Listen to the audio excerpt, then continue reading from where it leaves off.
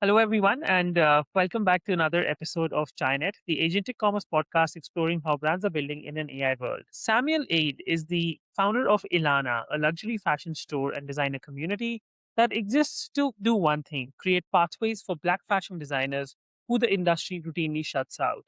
The name Ilana literally means pathway, and the platform was born from a deeply personal place from Simon, from his mother's dream of seeing her designs sold globally. If you could just give a quick introduction of yourself. Yeah, so my name's Samuel Ade. I'm the founder of Ilana. Ilana is an e-commerce store for luxury Black fashion brands and a platform for fashion designers to gain expertise. Or from a consumer perspective, they can shop with the different brands on our platform. From a fashion Hmm. designer's perspective, they can join our community and receive free consulting online through a four-stage process. So that's a bit about Ilana in a nutshell. Amazing. From our research, we gather that Ilana was actually born from your mother's story, right? She was a fashion designer, and she did not get to sell her work globally, and that's what became inspiration for you. So, what is the story? Give us some more Yeah, so details about that. so my mum was an aspiring fashion designer. Unfortunately, she wasn't able to make it in the industry. So we set up Alana in honor of her memory to ensure that those who aspire to make it in the fashion industry have a better chance of doing so. Hence why the community exists. We didn't just want to be a platform that sells brands, but we wanted to be a platform that also inspires and encourages the next generation of designers and helps them on their journey to success, essentially. Wow, yeah, that's a very it has a very two-sided aspect to it. One is of course the business aspect, and one is a social aspect. We'll get to that in time, but before that, um, I think in the last 16 years you've started multiple ventures, right? And I'm sure you've had some successes, some failures. I think I've started five ventures before I started my current one, and I've had my fair share of failures and successes. What about you? Which one do you think failed the hardest, and what did it teach you? I'll definitely say Desk. So that was a marketplace for entrepreneurs to find co-working space locally, quickly, and affordably.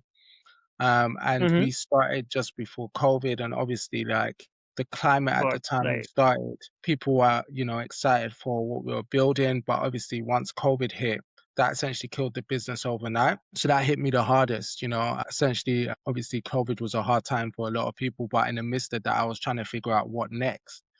Wow. Thankfully, we were That, able to start up Alana in the midst of that. But yeah, definitely. I started a social enterprise and ran that for 10 years. That was mm, amazing.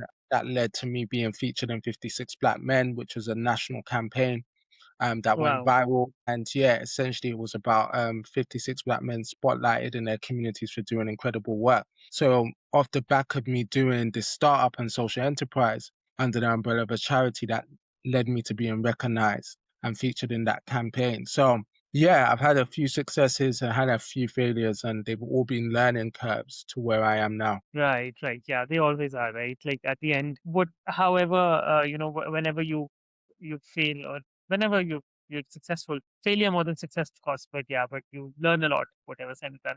And yeah, co-work marketplace for co-working space. Perhaps pre-COVID was the worst time to get into that, right? Because Absolutely. work, of course, went completely remote, and yeah, I understand. Like you started something, you're passionate about it, and suddenly the world changes, right? And Yeah. that's And it was although out of I our think control. there are now there are successful marketplaces for co-working spaces. So technically, yeah, maybe like I think perhaps the time was not right. That's it. Do you know what I mean? The concept was strong. And it was, yeah, there's a few competitors at the time that were doing stuff that was similar that are still around. But yeah, it was Right. just a timing thing. Essentially, if we had come Correct. off of the back of COVID and launched it, I think we would have been successful. But it was just, yeah, Mm, timing and the passion wasn't there for the business as well. I didn't really care much about co-working space. It was more about the community that I could build around co-working spaces. correct. So yeah, so the passion for it to actually launch it and to actually sustain it wasn't even there to begin with, to be honest. So you shut of course, the co-working space model did not work out. Like the marketplace did not work out because of COVID. And then while you said you were trying to figure it out, and then you started Ilana within COVID, right? Peak COVID, if we would like to say that. How did that shift come into, from co-working spaces into a luxury fashion platform? So yeah, so essentially it came through demand. Like, so basically, I was on Twitter one day and someone was tweeting about the fact they wanted to spend money with a black fast fashion brand. And I Mhm, rhetorically responded to the tweet and said, that's great, but it would be great to actually have a marketplace for black brands. mhm. I'm thinking within the tweet rhetorically, I said, actually, that's a good idea. I might build it. And someone responded and said, build it. And I thought about it for a day. I was like, nothing's stopping me. So yeah, just reached out to my co-founder and we started the journey and we launched Ilana within 6 months. So from concept through to Amazing, execution, it took us 6 months to build the business and launch it. amazing. Yeah, that's pretty fast, pretty fast. And this is the pre AI era, right? Agents were still not there, Absolutely. Yeah, yeah, so yeah, yeah. it's very fast if you think of that. So let's talk a bit about Ilana. You from our previous conversations, I remember you were saying that you give designers, it's not just a platform to sell for designers, it's also where you provide mentorship, provide them help from sketches to execution to the actual collection, and then of course the sale part of it where you help to sell all around the world. How does that model work? Like, do you charge for it, and if not, then how does that work? No, so the only thing we charge for is the store. So when a product is sold, we take 20% commission from that. But our community is completely free. And we intend to keep it that way. So the idea is that essentially once they join our community, they can upload images of their sketches, their CADs, their tools, their patterns, their samples, and get feedback on each stage of that development process. So once they join the community, they're partnered with a mentor who's able to offer them feedback based on what they upload.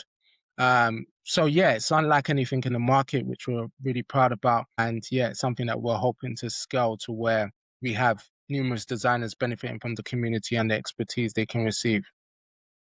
There are consultancies which do this, right? But in your case, it's like a community where they join and then they get all of this for free. Like, who's how do you give it away for free? Like, who's the person helping these designers who join the community? So it was actually so my co-founder was the one who came up with Hmm. the four-stage process. And this was a process she used that was familiar to her as a fashion designer. So essentially we recruited designers that believed in our vision, that were fashion designers themselves, that built brands to offer this expertise through our community. So Right. all of our fashion designers are doing it on a voluntary basis. The idea is that we will be able to monetize it through our membership. So the idea is to actually build up our membership aspect of the community to where it's a point of profitability to where we can actually start paying our fashion designers for their expertise and the amount of time they put into the community. Yeah, I think that's a good strategy, and it helps that you itself the leaders have been designers, and they of course Definitely. help the community.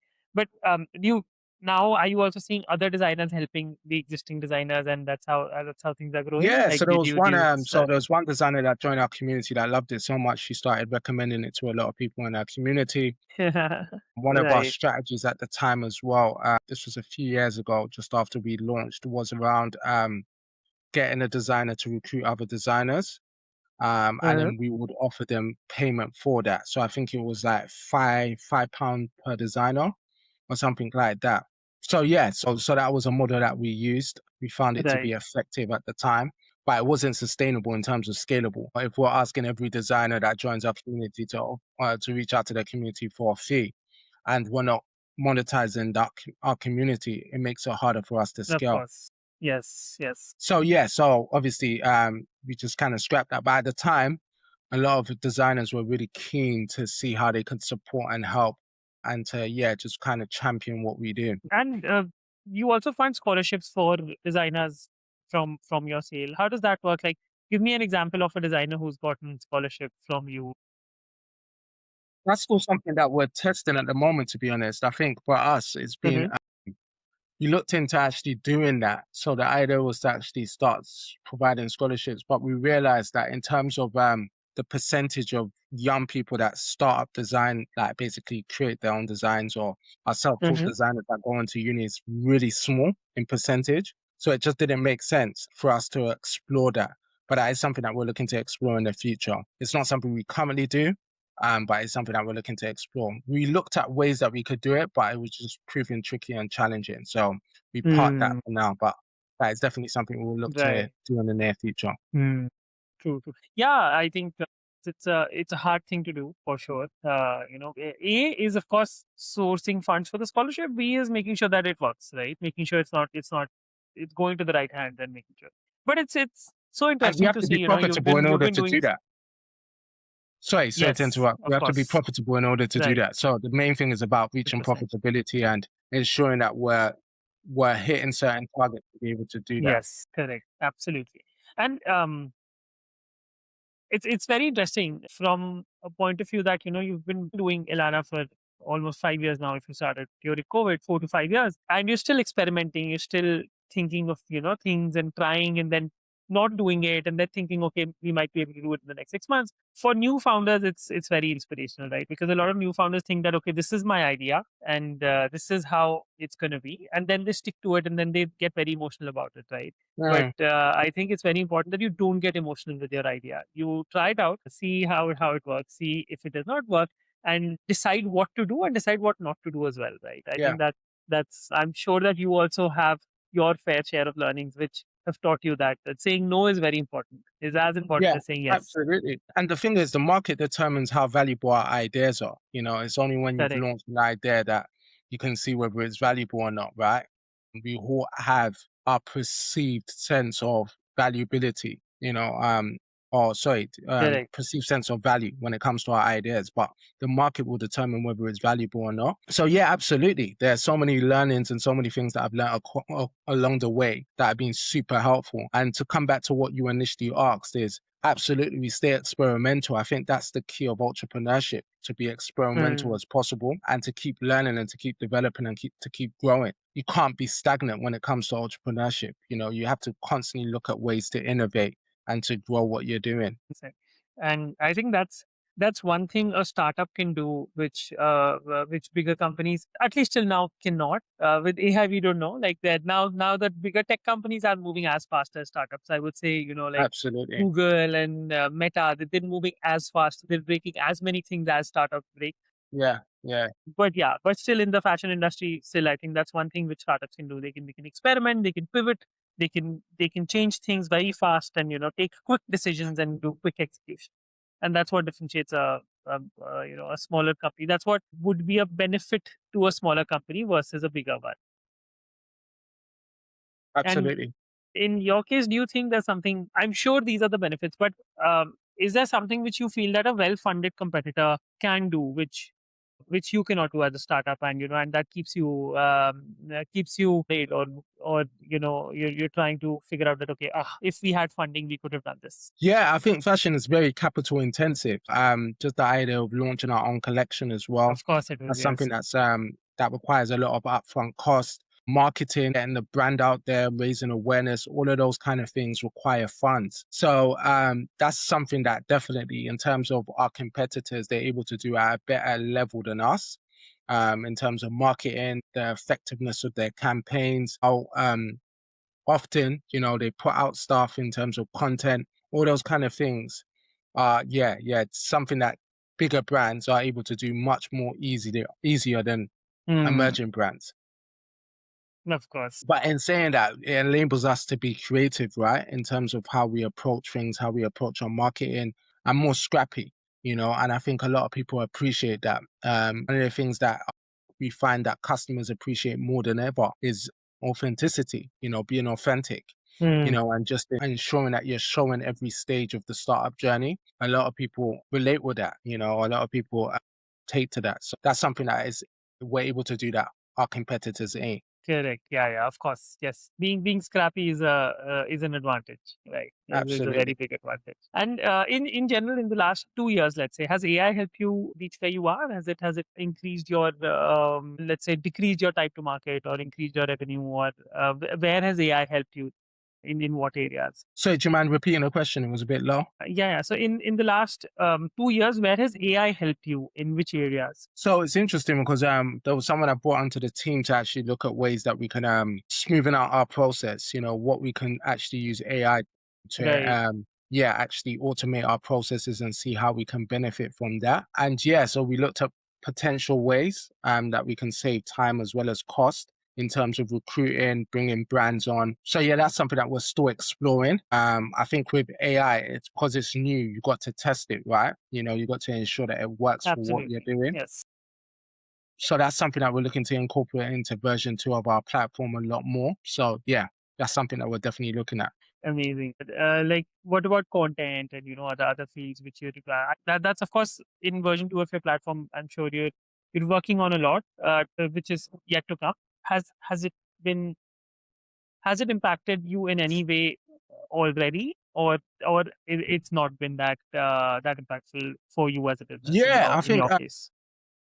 I think definitely in terms of the ease of automating our processes. So one of the things that we found when we started Alana is that a lot of our designers, especially in West Africa, Mhm. they use WhatsApp as their primary method of communication as opposed to email. So looking at ways that we can essentially ensure that we connect with them on WhatsApp or just keep the conversation going on WhatsApp rather than Mm. well, is one of the ways that we've used AI to help with that process. Before it would Wow. have required us to manually have to reach out to them. But once you set up WhatsApp business, everything can be automated, right? The whole conversation can Correct. be essentially automated. So that's something that we've looked at that's been very helpful in terms of moving forward. So yeah. So is generally West Africa very WhatsApp focused? Everyone, all Yes, customers use yeah, yeah, WhatsApp. yeah. So that's their primary method of communication and doing business. Everything's via WhatsApp. Email's very kind of alien to them, which is was a Right. surprise to us. Do you know what I mean? Especially as in the West, we're so used to email. Email's our primary Correct. method of communication. So that was a learning curve for us, I'm definitely. sure it must have been. And how did you actually manage to get all the designers on board? Did you visit them physically? You have like an No, onboarding so we had to outreach recruit program? actual designer. Well, he was more of a journalist on ground in Ghana to help Hmm. recruit our initial brands that we onboarded. And then, yeah, like when it came to our community, we reached out to organizations who connected us to their designers and then just kind of, yeah, built it from there. We also done a marketing campaign on Facebook, which was quite effective. And that Wow, was that's enabled that's us very to, interesting because Facebook these days, no one like very few people use Facebook in the West now, right? yeah, yeah, yeah. But we found that in West Africa, in terms of like the conversion rates is definitely Hmm.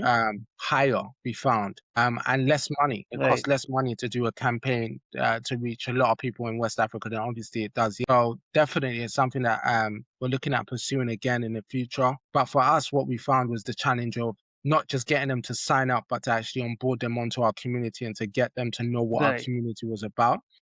So that Correct. was a challenge which we need to now fix. So it's one thing to actually sign them up, it's another thing to actually get them engaged in the community.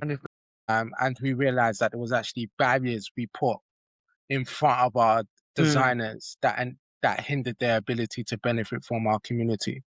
yes, yes, yes. It's you can still get people to sign up, but for them to actually get value, to derive value out of it is way, way, way harder. Like signing up is just the first part of the gig. Yeah. And it requires a lot of hand Yeah. holding as well. Like, you need Yes, to walk yes, people yes. through what you're doing, Absolutely. especially if it's new. So yeah, that's one thing that we learned as well. The hand holding process can take a while for you to This is just change a lot. Yes, their perspectives and what they see your brand as. absolutely. And Samuel, your bio says heart of a servant, mind of a king. Um, Yeah. give us some details. Give us some, some tea on that. So yeah, I like to think servanthood leadership is my method of leadership and style. I really love to serve and to pour into people that are around me. So really have a heart of a Mm, servant. And then just in terms of the way that I think and the ideas that I have, and my approach to life is very much kingly. That yeah, we need to rise to positions of influence and to serve. Do you know right. what I mean? So essentially, that's the heart of what I do. I'm just serving people and ensuring that yeah, the ideas Mm, that I have benefit others around me. correct. And also, I've not seen a lot of fashion tech founders, reference God very openly, right? Yeah, What is that? Has that helped you in any way, or has that not helped you in any way? yeah, no, definitely. I think for me, it's the core of who I am, right? And I think authenticity is Absolutely. very very Yes. important. So yeah, I've been a Christian for over 20 years. Yeah, my faith and walk with God is very, very important to me. It's at the heart of everything that I do. I'm Of trying to course. emulate Jesus in my day-to-day living and the way that I approach life. So absolutely, it's Right. made a major impact in terms of how I approach business, how I engage people, and just even the ability to keep going. One of the things that any entrepreneur will tell you is that it's hard, extremely hard, harder than you ever envisioned it being. Absolutely. So Absolutely. you definitely need to be able to have a foundation and things that keep you centered and grounded in those challenging times because they will Yes. come. There's no doubt about it. As an entrepreneur, if they tell you that they've never experienced difficult times or times where it's been uncertain, they're lying to you. The reality is that that is part and parcel of being an entrepreneur. So Correct. you need something that will keep you grounded. And for me, that's God, definitely. Yeah, I think more than anything else, it keeps you grounded. Faith keeps you going. Faith keeps you, uh, you know, Absolutely. uh, keeps you fighting in the hardest of times. Right? Uh, Absolutely. Absolutely. right. And it gives you a And purpose as well. I think that's one thing correct. that a lot of people Yes. underestimate, the purpose behind what you're doing. It's been interesting this week, particularly because there's a new Louis Farrock's interview that came out recently, and it's about manosphere and things like that. And one of the interesting things I found that just from the commentary and things that I've seen on social media is that they believe a lot of the men featured in the documentary don't have purpose, or reason why Mm, they're doing what they're right. doing. So they make money, girls, and different things that are, trivial and core value of what they're building and what they're doing. But when you have God and when you have, Jesus, it gives you a higher sense of purpose, a Yes. reason to do what you do. So yeah, for me, that's key. Yes. Yes. 100%. And what would be your advice to new founders who are now maybe leaving their corporate jobs and getting into the game? Yeah, one thing that I've learned is that it takes 10 years to be an overnight success. So reality is that are you willing to work on your idea for at least 10 years to start seeing the fruits of your labor? If you look at all the entrepreneurs that have achieved significant success, it took a number of years for them to get there. 5 years for Airbnb, 8 years for Amazon. Any significant business that's making an impact, it took them a number of years to get there. So on average, it will take about 10 years for you to work on your startup before you start seeing significant results. And they're 4 Cs. One of the things that I learned is that it takes 4 Cs in order to be a successful entrepreneur. And if you've ever heard me Mm, speak before, you will know that I've mentioned this before, but essentially it takes competency. If you look at any entrepreneur that is successful, whether it be Warren Buffett, Bill Gates, they're all competent in their field. They understand their field in a way that very few people do. One of the things that Bill Gates says is that if you're not spending at least 5 hours of your week reading, you're being irresponsible. Warren Buffett spends right. 80% of his time reading. He's a multi-billionaire, but Correct. he still sees the significance in investing in himself. You need to be Right. consistent. Brand recognition is built through consistency. Day in and day out, you need to show up. You need to put the work in. The reasons why we shop with the different brands we shop with is because they're consistent. If you go to a McDonald's in Brixton, it's the same experience as Victoria. They're consistent across the board. You need community.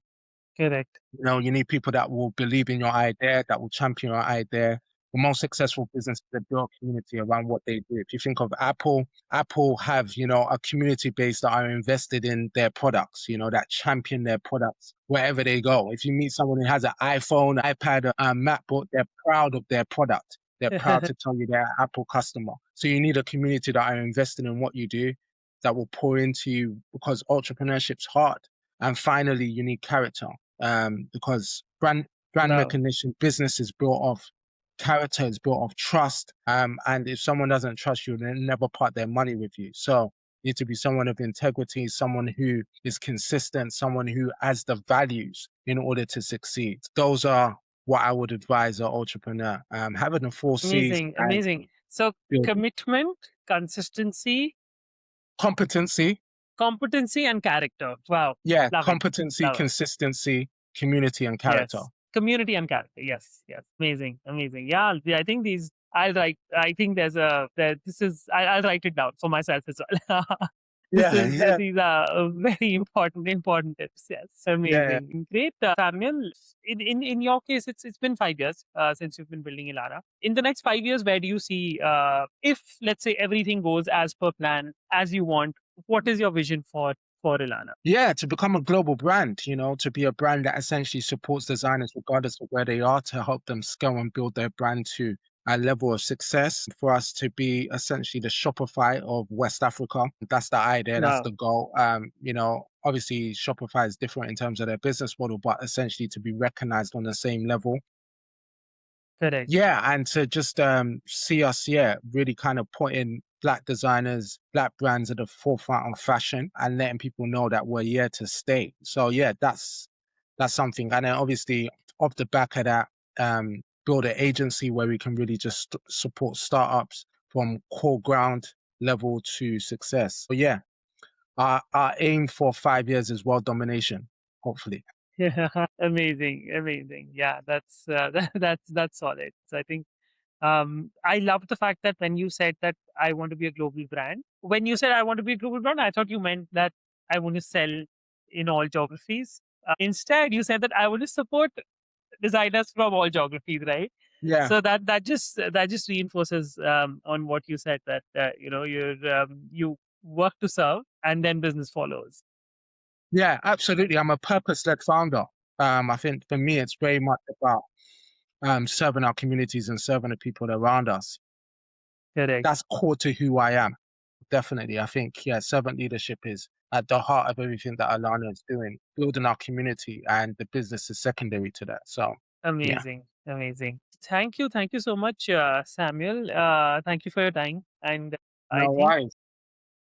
this has been very interesting for me. And I'm sure our audience will also really love what we've discussed today and what your story is and what Ilana is doing for designers in West Africa. It's amazing. I hope you're able to scale it globally in Africa and also then maybe to other countries. If you're ever scaling to India, you have a contact over here whom you can Yeah, reach out to. definitely. I will do. I And will do. yeah, and it's been lovely talking to you. Yeah, For our awesome. audience, that yes, for our audience, that was Samuel. He's the founder and CEO of Ilana. If you want to check out Ilana, head to ilana.uk. And if you're a fashion designer looking for mentorship, especially in West Africa, you can join the community. If you're somewhere else, then also you can reach out to Samuel, and I'm sure that he's gonna still, even if you're not in West Africa, he's gonna help you Yeah, figure things out. If you have any questions, run through him. Find him on LinkedIn. definitely. Been Thanks. a pleasure. Yes. Thank you, Samuel. Thank you so much for doing it. Doing this. It has been a pleasure for me as well. Uh,